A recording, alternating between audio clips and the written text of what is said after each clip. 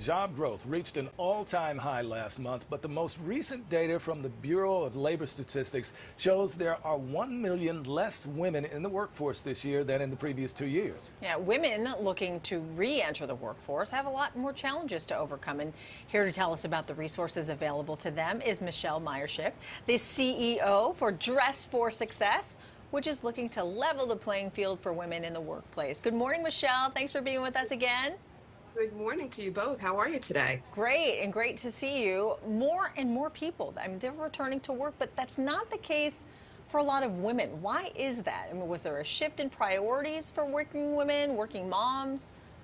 I think we have to start with the basic fact that when the pandemic hit, most of the job losses were job losses for women. 70% of the jobs lost were lost by women, right? So as we fast forward and look at the current state, 2022, men have recouped their job loss, women have not. So as you referenced, we have literally right now just shy of 1 million women who are still unemployed and underemployed. And I think there has a lot to do with some of the changes that came about as a result of the pandemic. You know, clearly childcare and other caregiving responsibilities were the biggest brunt of how women ended up leaving the workforce. But I also think that some of the industries and sectors that women worked in caused them to burn out. So teachers, nurses, healthcare workers, et cetera. So we're seeing almost this collision of over responsibility, not necessarily shared by men, and women are really having a hard time bouncing back. Yeah, well, that as you said, that recent study actually found that burnout was one of the main factors for women opting to stay home. But hasn't burnout always been a factor for women? And how are companies looking to address this in the post-pandemic world? I can be honest with you, Craig, and say, yes, it's always an issue. As a mom of 3 young adults, I can tell you it's always there. But the pandemic heightened that. I mean, there were less options for childcare. There was a higher responsibility on women to take care of their families. In fact, a recent study actually showed that where it was 19% of unpaid hours spent by men was targeted to childcare, 55% of those hours were spent by women. So women spent a lot more time caregiving than men during the pandemic, and caregiving not just for children, but for other loved ones. So I think a lot of the things we're seeing companies doing are things like offering flex schedules, offering hybrid work schedules. Some companies are actually doing really creative things like job sharing and different part-time types of shifts. And that actually works well. That was a trend that had started pre-pandemic, but I'm actually seeing it accelerate in this current pandemic state. I was going to say post, but I didn't want to quite go there yet. I wish. So that's where we are. It's like we have to really double down on giving women and all employees for that matter more flexibility so we can navigate work life, and so men and women can share responsibilities with respect to all caregiving needs that are happening in our families. Yeah, let's shift gears a little bit.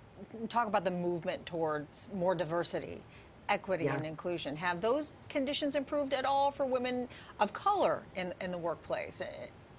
I wish, Hazel, I could say that it has, but I will tell you, I was recently looking at the unemployment numbers. And as we look at the unemployment numbers for women, women of color, in particular Latinas and Black women, are the most underemployed and unemployed. Wow. So actually right now, the stat that I saw this morning was that white women are unemployed at a rate of 2.8%.